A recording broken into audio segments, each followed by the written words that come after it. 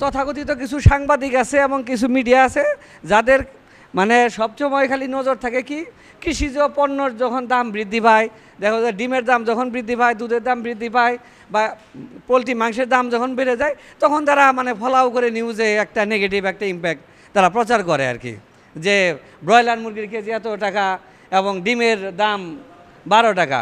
তখন তথাকথিত তখন এটা সরকারের প্রতি কিন্তু একটা চাপ পড়ে। কারণ সরকার তখন করে কি নীতি নির্ধারক পর্যায়ে তখন বিভিন্ন পর্যায়ে অভিযান শুরু হয়। এখন এই যে গত বছর যে অভিযানটা কিছুদিন আগে হলো ভোক্তা অধিদপ্তরের, এবং আপনারা দেখবেন যে আমাদের কালিহাতি কয়েকটা জায়গায় মোটা অঙ্কের মানে জরিমানা করা হয়েছে। এক খামারিকে 2 বার করেও কিন্তু মানে জরিমানা করছে, মানে মোটা অঙ্কের আর কি, প্রায় 50,000 টাকার মতো জরিমানা করছে। তো এই বিষয়টা নিয়ে আপনারা হয়তো জানেন কিনা, আমাদের সম্মানিত জেলা প্রাণী সম্পদ officer doctor Mohammad Mustafizur Rahman sir, উনি কিন্তু একজন পোলট্রি কনসালটেন্ট, আপনারা মানে অনেকেই জানেন, এবং উনি কিন্তু খামারিদের কথাগুলো বুঝেন। ওনার আজকে ফেসবুকের এইগুলা একটা স্ট্যাটাস দিচ্ছে, দেখবেন যে ডিমের উৎপাদন খরচ দিয়ে এবং এই বিষয় নিয়ে পোলট্রি নীতিমালা এবং পোলট্রি নীতিমালার জন্য একটা বোর্ড গঠনের জন্য উনি দাবি জানে একটা স্ট্যাটাস দিছে।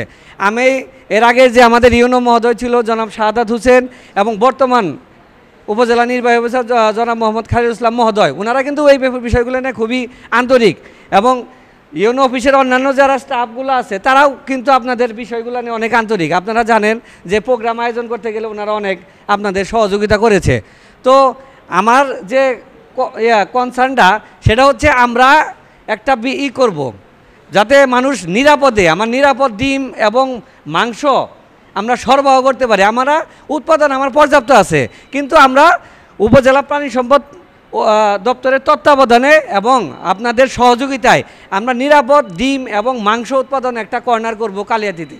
এবং এই বিষয়ে আমার উপজেলা নির্বাহী অফিসারের সাথে মৌখিকভাবে আলোচনা হয়েছে। উনি আমাদেরকে সর্বাত্মকভাবে সহযোগিতা করতে আশ্বস্ত করেছেন, এবং আপনাদের যে কোনো সংকটে উনি আপনাদের পাশে আছেন। এখন সেই বিষয়টা করতে গেলে আমাদের কিন্তু কিছু বিষয় আমাদের একটু করতে হবে, কারণ আমরা আগে আমাদের এই ক্রেতা এবং গ্রাহক পর্যায়ে এই সচেতনতা তৈরি করতে হবে। তারা যাতে নিশ্চিন্তে আমার একটা ডিম এবং মাংস তারা তাদের শিশু বা তাদের যারা আছে পরিবারের সবাই যাতে কনজিউম করতে পারে, এই বিষয়টা তাদের নিশ্চিত করতে হবে। তাহলে কিন্তু আমার এই উদ্যোগটা আমার সফল হবে আর কি। যাই হোক, ইফতারের সময় খুব আসন্ন, এখন দোয়া মাহফিল হবে। আর যেহেতু আমরা অনেক দিন পরে একসাথে বসলাম, ঈদের পরে আমরা আরও বড় আকারের আমরা একটা প্রোগ্রাম করব।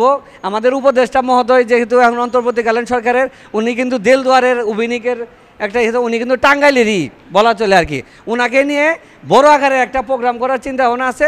অলরেডি আমাদের জেলা প্রাণী সম্পদ অফিসার স্যার উনি ওনার মৌখিক সম্মতিও নিয়েছেন আর কি।